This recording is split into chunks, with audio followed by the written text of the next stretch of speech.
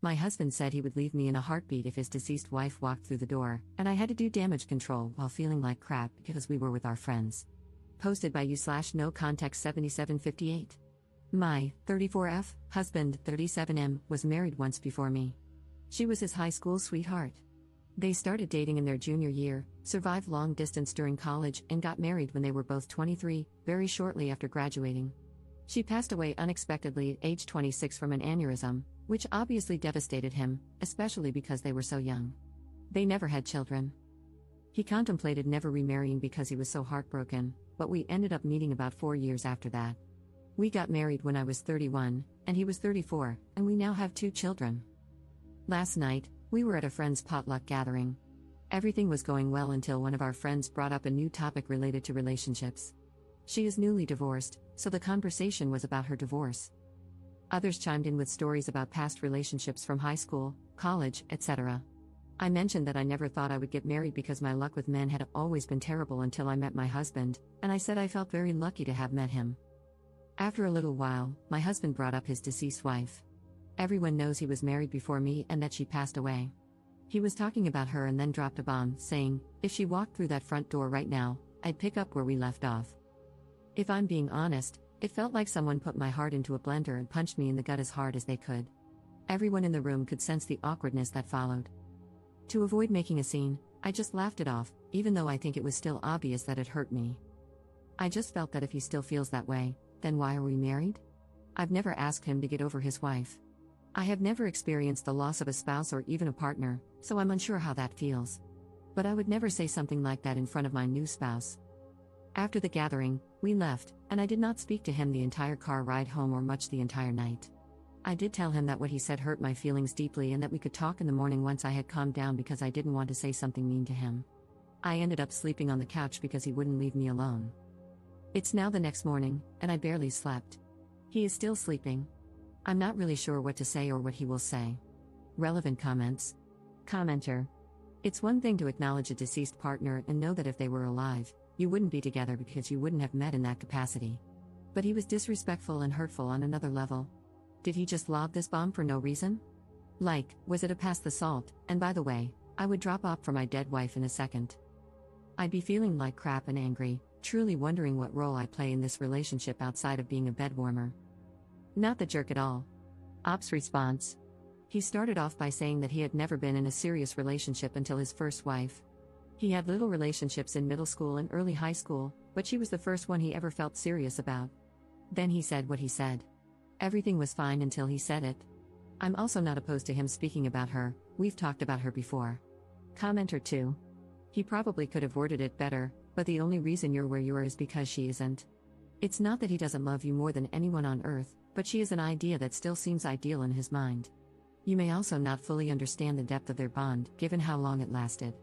I don't blame you for being a little taken aback, but he's there for you, loves you, and is committed. Isn't that enough? Ops response. Yes, I've acknowledged that the only reason I am together is because she is gone. That is obvious, and anyone with a brain would piece that together quickly. It's just that what he said was mean. He could have kept that to himself. I would never say something like that to him or in front of him, even if I felt it. Commenter 3. Okay, what else did he say? Because I absolutely, 100% believe that he said this hurtful thing, and it has stuck in your mind, bothering you. You are not the jerk for feeling normal human emotions. Just as I absolutely, 100% believe that this is not the entire story. You laughed it off. He tried to talk to you about it, but you wouldn't listen. I mean, yeah, from what we know here, you're the jerk. You pretended you were fine with the comment, then you flipped and said you weren't. Then you refused to accept any kind of open communication about the issue. That sounds kinda like a jerk move to me, and the absolute lack of details doesn't help your case. The fact that you are willing to talk about this with internet strangers but not your partner is also not a good look. Are you the jerk for feeling hurt? Not at all. Are you the jerk for crapping all over your husband's mistake? Yes, you're the jerk. I hope you approach the morning discussion with a calm head and an open heart. I hope you process your feelings. I hope your husband apologizes for hurting you. Ops response. I did not say anything after it happened because I was shocked, hurt, confused, and embarrassed. It came out of left field. I also don't think anyone was convinced I was fine with it because my laugh came out very awkward and dry and everyone kept looking at us. I was also quiet for the rest of the night, I'm a huge chatterbox. I did not speak with him once we returned home because I was not sure how to communicate what I was feeling without saying something I didn't mean, so I kept my mouth shut until I could process my feelings. It's also easier to speak with internet strangers because I'm not married to the people commenting. I'm just venting here. What I say here doesn't matter in my marriage. I provided fewer details because I didn't want this to be too long. Some people prefer when you get straight to the point and only include important details. However, since I'm new to this app, I wasn't sure how much detail was enough, if that makes sense. And lastly, I'm not the jerk for being upset, but I am the jerk for being upset. That's basically what you've implied.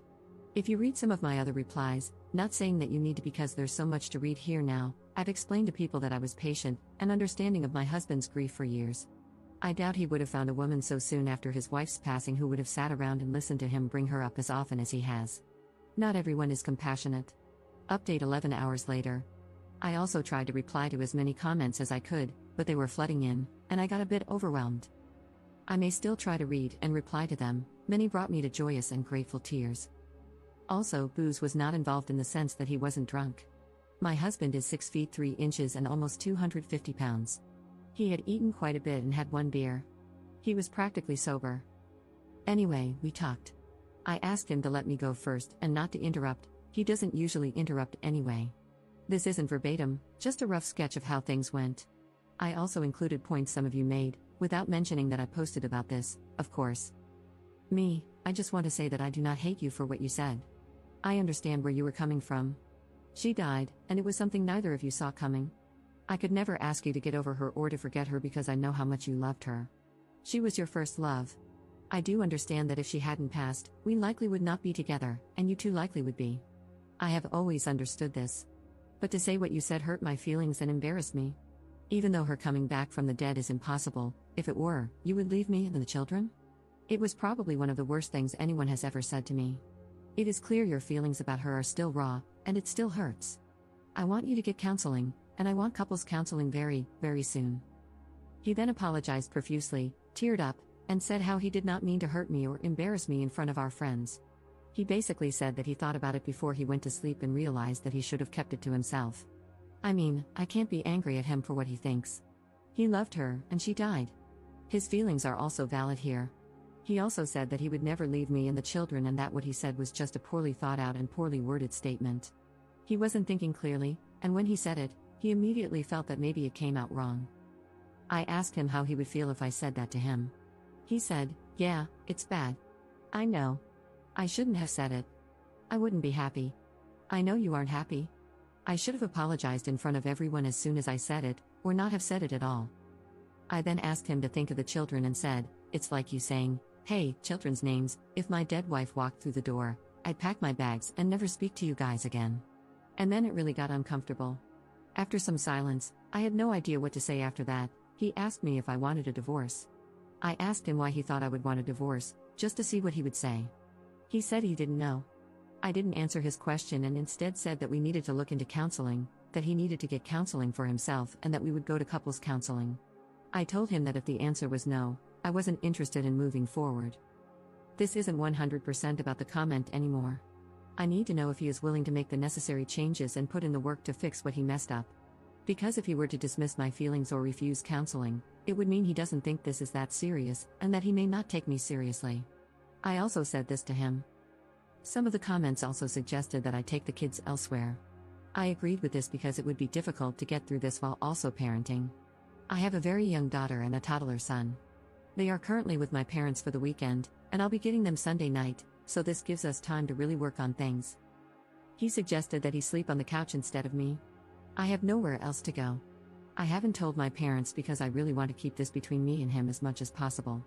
Family and friends tend to jump to judgment too quickly and sometimes offer extreme and harmful advice. It's also embarrassing. Luckily, we both have very good insurance that will help with counseling. I told him that it seems like whatever counseling he got after her death wasn't enough, and that he wasn't consistent with it like he should have been. With trauma like that, I personally would have been in counseling for years before even considering remarriage. He agreed. He was only in it for about a year and then stopped once he moved away from his hometown. He never got back into it. He also agreed to individual and couples counseling. He kept apologizing and telling me he loved me all day. It was also so difficult to be around him because he kept looking at me. I couldn't think.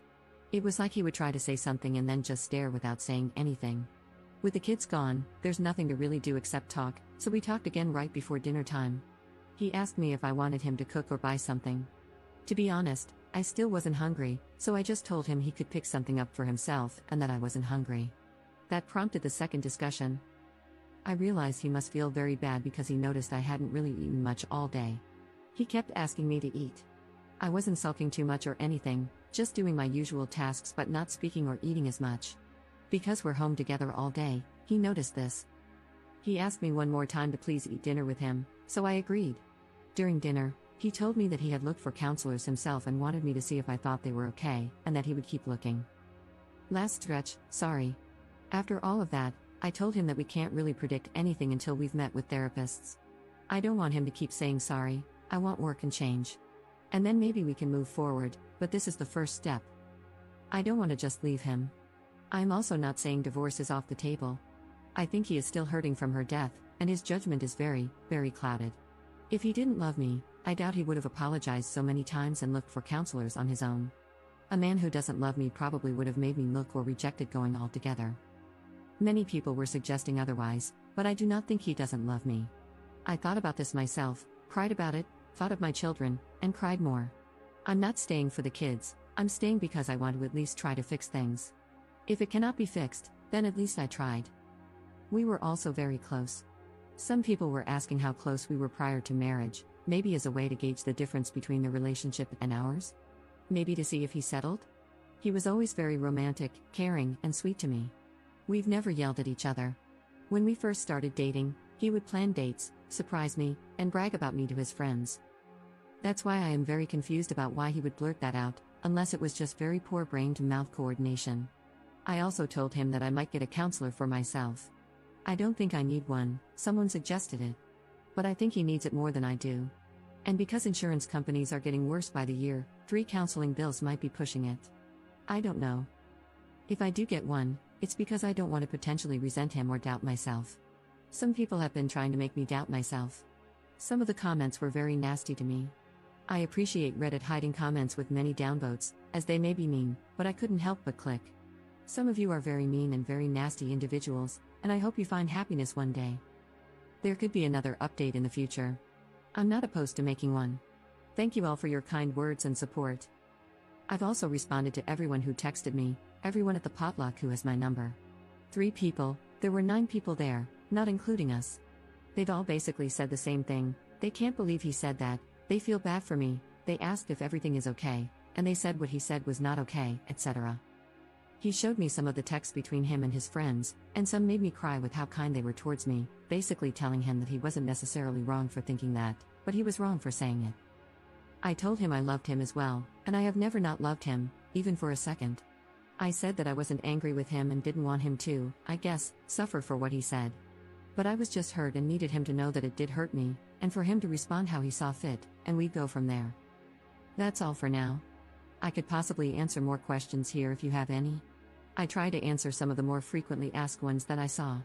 Again, sorry for this being so lengthy. Have a nice weekend, everyone, and thank you again. Relevant comments.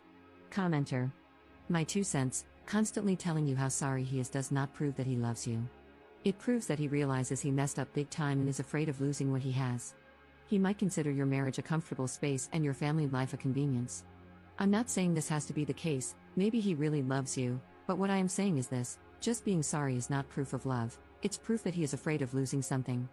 Counseling is the way to go, good luck. Ops response. This is what I've been thinking, actions speak louder than words. Some people are upset that I want him to put in the work for whatever reason. I doubt many of these people are married, divorce is not like breaking up. It's a huge deal.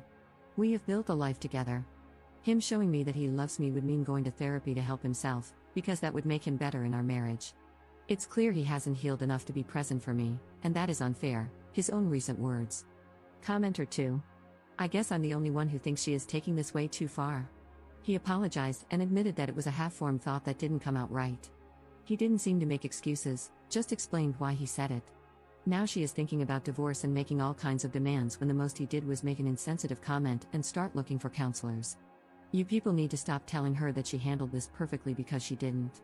She is pouting at home when she should have just accepted his apology and moved on. Being jealous of the dead wife is dumb. Op's response: no, you're not the only one. But that's okay. No one in their right mind is jealous of someone buried in the ground. If I were jealous of her, I would have asked him to never speak of her with me. Whenever he spoke of her, I never shut it down. That would have been cruel. I was a safe space for him to speak, and the only demand I made was for him to go to counseling.